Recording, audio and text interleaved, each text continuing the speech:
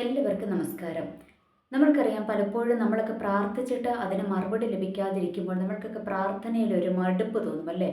പ്രാർത്ഥിക്കാനൊന്നും പറ്റുന്നില്ല, അല്ലെങ്കിൽ പ്രാർത്ഥിച്ചിട്ട് ഒരു കാര്യവുമില്ല എന്നൊക്കെയുള്ളൊരു ചിന്തകളൊക്കെ നമ്മളുടെ മനസ്സിലോട്ട് ഇങ്ങനെ പതുക്കെ പതുക്കെ പതുക്കെ കടന്നു വരിക തന്നെ ചെയ്യും, അല്ലേ? അപ്പോൾ ഇന്ന് പ്രാർത്ഥനയിൽ ആരെങ്കിലും മടുത്തിരിക്കുന്നുവെങ്കിൽ, പ്രാർത്ഥനയിൽ ആർക്കെങ്കിലും മടുപ്പ് തോന്നുന്നുണ്ട് എങ്കിൽ അവർക്ക് വേണ്ടിയിട്ടുള്ള ഒരു സന്ദേശമാണ് ഇന്ന് ഞാൻ തരുവാനായിട്ട് പോകുന്നത്. അതിനു വേണ്ടിയിട്ട് നമ്മൾക്ക് ലൂക്കോസിൻ്റെ സുവിശേഷം 18-ാം അധ്യായത്തിനകത്തോട്ട് വരാം. അവിടെ നമ്മൾക്കൊരു സംഭവം കാണുവാനായിട്ട് കഴിയും. അവിടെ യേശുക്രിസ്തു പറഞ്ഞിരിക്കുന്ന ഒരു ഉപമയാണ്. അതായത്, ഒരു പട്ടണത്തിൽ നീതിരഹിതനായ എന്ന് വെച്ചാൽ നീതി ഒട്ടുമില്ലാത്തൊരു ന്യായാധിപൻ ഉണ്ടായിരുന്നു. അപ്പോൾ ഈ പുള്ളിയുടെ സ്വഭാവം എന്താണ്? ആർക്കും നീതി നടത്തി കൊടുക്കുന്ന ഒരു പുള്ളിയല്ല.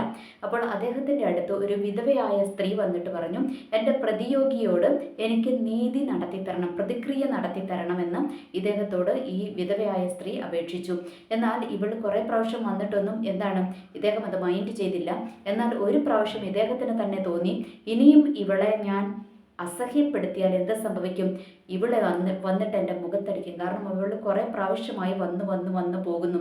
അതുകൊണ്ട് എന്ത് ചെയ്യും? ഞാൻ ഇവൾക്ക് നീതി നടത്തി കൊടുക്കും, അതായത് ഇവൾക്ക് ഞാൻ പ്രതിക്രിയ നടത്തി കൊടുക്കുമെന്ന് ആ ന്യായാധിപൻ പറഞ്ഞുവെന്ന് അവിടെ ഉപമ പറഞ്ഞിരിക്കുകയാണ്. എന്നിട്ട് അതിനുശേഷം കർത്താവ് പറഞ്ഞിരിക്കുന്നത്, നീതിരഹിതനായ ഒരു ന്യായാധിപൻ ആ വിധവയ്ക്ക് നീതി നടത്തി കൊടുത്തുവെങ്കിൽ നമ്മളുടെ ദൈവം എത്രയധികം നമ്മളുടെ പ്രാർത്ഥന കേട്ട് നമ്മൾക്ക് നീതി നടത്തി തരും, അല്ലെങ്കിൽ പ്രാർത്ഥന കേട്ട് നമ്മൾക്ക് വേണ്ടി ഇറങ്ങി വന്ന് പ്രവർത്തിക്കുമെന്ന് ദൈവം അവിടെ പറഞ്ഞിരിക്കുകയാണ്. അതുകൊണ്ട് നമ്മളോട് ദൈവം പറഞ്ഞിരിക്കുന്നത് എന്താണ്? നമ്മൾ മടുത്തു പോകണ്ട എന്നാണ് പറഞ്ഞിരിക്കുന്നത്.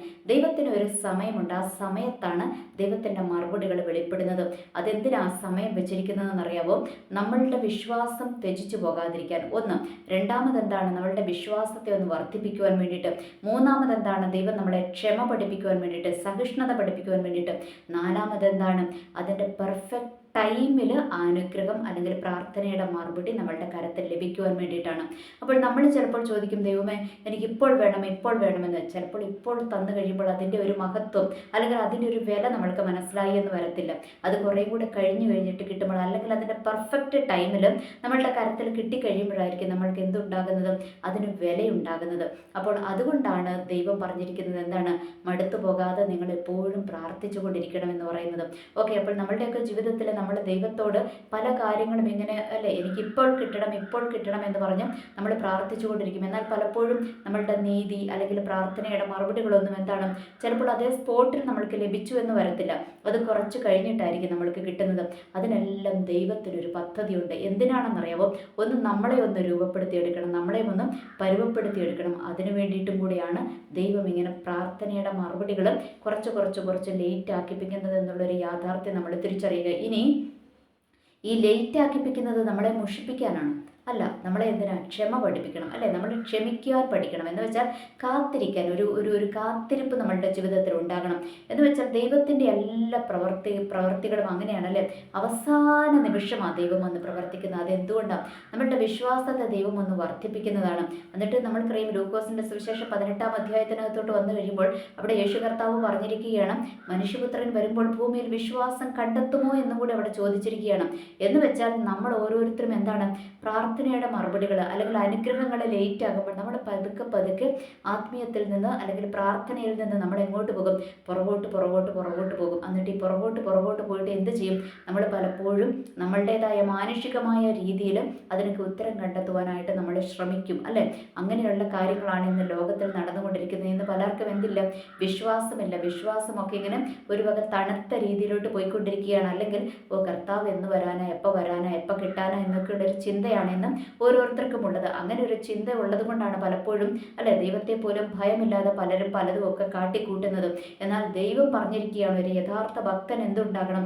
യഥാർത്ഥ ഭക്തൻ ദൈവത്തെ കാത്തിരിക്കുന്നവനായിരിക്കണം. കാരണം ദൈവത്തിൻ്റെ പെർഫെക്റ്റ് ടൈമിൽ ദൈവം നമ്മൾക്ക് വേണ്ടി ഇറങ്ങി വന്ന് പ്രവർത്തിക്കുക തന്നെ ചെയ്യും. അതിനായിട്ട് നമ്മൾ കാത്തിരിക്കണം എന്നാണ് ഈ ലൂക്കോസിൻ്റെ സുവിശേഷത്തിലൂടെ ദൈവം നമ്മളോട് ആഹ്വാനം ചെയ്യുന്നത്. എന്ന് വെച്ചാൽ മടുത്തു പോകാതെ എപ്പോഴും പ്രാർത്ഥിക്കണം എന്ന് പറയുന്നത്. എന്ന് വെച്ചാൽ നമ്മൾ ഒരു കാര്യം പ്രാർത്ഥിച്ചിട്ട് ഓ ഇനി വലിയ കാര്യമൊന്നുമില്ല എന്ന് പറഞ്ഞ് നമ്മൾ മാറ്റി വെക്കരുത്. അതിൻ്റെ മറുപടി വരും അല്ലേ? ദൈവത്തിൻ്റെ ഹിതമാണെങ്കിൽ അതിൻ്റെ മറുപടികൾ വന്നിരിക്കും. ന്യായമായ കാര്യമാണെങ്കിൽ അതിനകത്ത് മറുപടി വന്നിരിക്കും. ഇപ്പോൾ ഇവിടെ ഈ വിധവയായ സ്ത്രീയെ സംബന്ധിച്ചിടത്തോളം അവർക്ക് എന്താണ്? അവർക്ക് ന്യായമാണ് എന്ന് ആ നീതിരഹിതനായ ന്യായാധിപന് പോലും മനസ്സിലായി അല്ലേ? അവരുടെ കാര്യം എന്താണ്? അവരുടെ ഭാഗത്താണ് നീതി എന്ന് മനസ്സിലാക്കിയപ്പോഴാണ് അദ്ദേഹം പോലും ഇറങ്ങി വന്ന് പ്രവർത്തിച്ചത്. അപ്പോൾ നമ്മളുടെ ദൈവം എത്രയധികമാണ്, നമ്മളുടെ പിതാവായ ദൈവം എത്രയധികം നമ്മൾക്ക് വേണ്ടി ഇറങ്ങി വന്ന് പ്രവർത്തിക്കും അല്ലേ? നീതി നടത്തി തരും. പലപ്പോഴുമൊക്കെ അങ്ങനെയാണ്. നമ്മൾ ചില ഇടങ്ങളിൽ, ചില സ്ഥലത്ത്, അല്ലെങ്കിൽ ചില സാഹചര്യങ്ങളിലൊക്കെ നമ്മൾക്ക് നീതി ലഭിക്കുന്നില്ലല്ലോ എന്ന് ഓർത്ത് ഭാരപ്പെടുന്നവരുണ്ടാകും. എന്നാൽ അവരോടുമൊക്കെ ദൈവത്തിന് പറയാനുള്ളത് അത് തന്നെയാണ്. വെയിറ്റ് വെയിറ്റ് വെയിറ്റ്, അതാണ് പറയുന്നത്. എന്ന് വെച്ചാൽ നമ്മൾ എന്തിനാ വെയിറ്റ് ചെയ്യിപ്പിക്കുന്നത്? അത് ദൈവത്തിൻ്റെ പെർഫെക്റ്റ് പ്ലാൻ വെളിപ്പെടുവാൻ വേണ്ടിയിട്ടാണ്. കാരണം അവിടുന്ന് ഇവിടുന്ന് കുറച്ച് കിട്ടിയാൽ എന്താകും? നമ്മൾ അത് മേടിച്ചിട്ട് ആ വഴിയിൽ അങ്ങ് പോകും അല്ലേ? അങ്ങനെയല്ല. നമ്മൾ വെയിറ്റ് ചെയ്തിരിക്കുമ്പോൾ എന്താണ്? വെയിറ്റ് ചെയ്തിരിക്കുമ്പോൾ നമ്മൾക്കതിന് വിലയുണ്ടാകും അല്ലേ? നമ്മൾക്ക് ആ കിട്ടിയതിൻ്റെ വിലയും അതിൻ്റെ മഹത്വവും അതിൻ്റെ അത്ഭുതവും ഒക്കെ നമ്മൾക്കങ്ങ് മനസ്സിലാകും. അതിനു വേണ്ടിയിട്ടും കൂടിയാണ് ദൈവം എന്ത് പറയുന്നത്? നമ്മളോട് കാത്തിരിക്കുവാനായിട്ട് പറയുന്നത്. ഓക്കെ, ഇനിയിപ്പോൾ നമ്മളിപ്പോൾ ചോദിക്കുന്ന പാടെ നമ്മൾക്ക് കാര്യങ്ങൾ ലഭിച്ചു കഴിഞ്ഞാൽ എന്താണ്? നമ്മൾക്ക് പിന്നെ ആവശ്യം വരുമ്പോൾ മാത്രമേ നമ്മൾ ദൈവത്തിൻ്റെ അടുത്തോട്ട് പോകത്തുള്ളൂ അല്ലേ? പെട്ടെന്ന് കിട്ടിക്കഴിഞ്ഞാൽ എന്താണ്? ആവശ്യം വരുമ്പോൾ മാത്രമേ പോകത്തുള്ളൂ. അല്ലാത്തപ്പോഴൊക്കെ നമ്മളങ്ങ് ചുമ്മാ ഇരിക്കുക തന്നെ ചെയ്യും. എന്നാൽ അങ്ങനെ ആകരുത്. നമ്മളുടെ പ്രാർത്ഥനാ ലൈഫും എപ്പോഴും നമ്മളുടെ ജീവിതത്തിൽ എന്തുണ്ടാകണം? ഒരു പ്രാർത്ഥനാ ലൈഫ് ഉണ്ടാകണം. ഈ പ്രാർത്ഥന എന്ന് പറയുന്നത് എന്താണ്? ദൈവവുമായിട്ടുള്ള സംഭാഷണമാണ് അല്ലേ? ദൈവവുമായിട്ടുള്ള കണക്ഷനാണ്.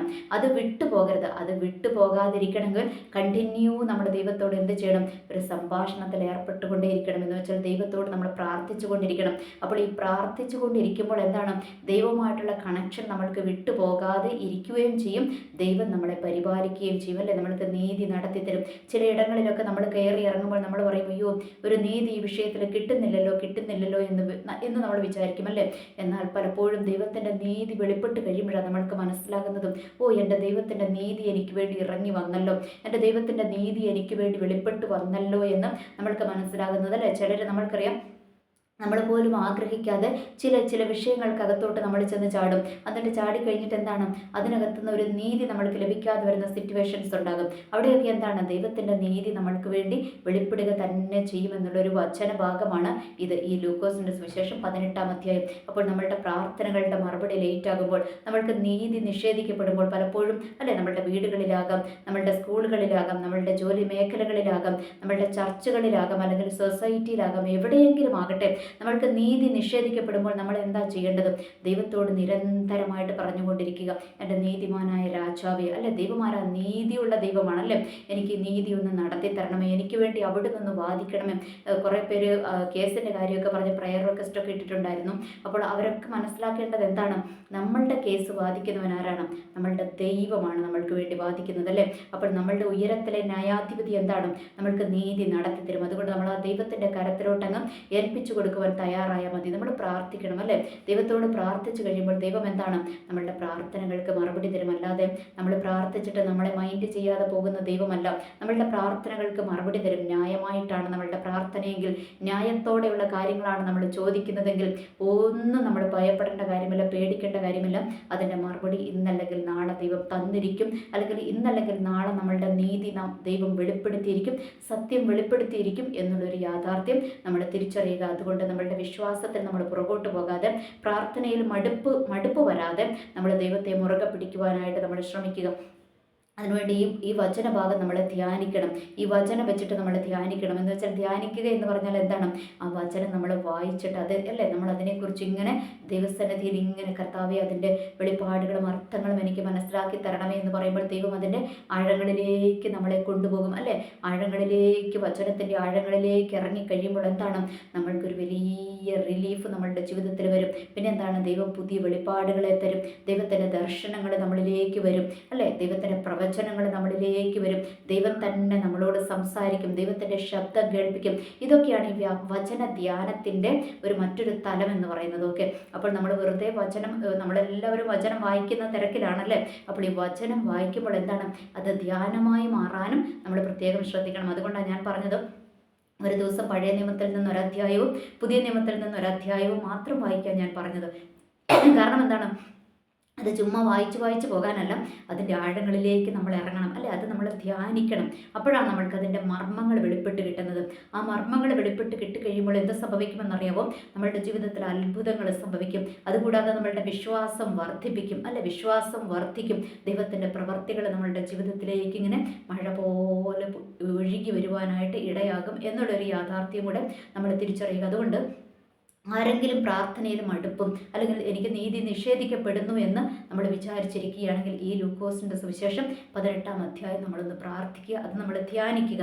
അപ്പോൾ ദൈവം നമ്മൾക്ക് വേണ്ടുന്ന ആലോചനകളും ഗൈഡൻസുകളും തന്ന് നമ്മളെ ഉറപ്പിക്കുവാനായിട്ട് ഇടയാകും, പ്രാർത്ഥനയിൽ നമ്മളെ ശക്തിപ്പെടുത്തുവാനായിട്ട് ഇടയാകും എന്നുള്ളൊരു യാഥാർത്ഥ്യം തിരിച്ചറിയുക. എനിവേ, എല്ലാവർക്കും നല്ലൊരു ദിവസം ആശംസിക്കുന്നു. നന്ദി, നമസ്കാരം.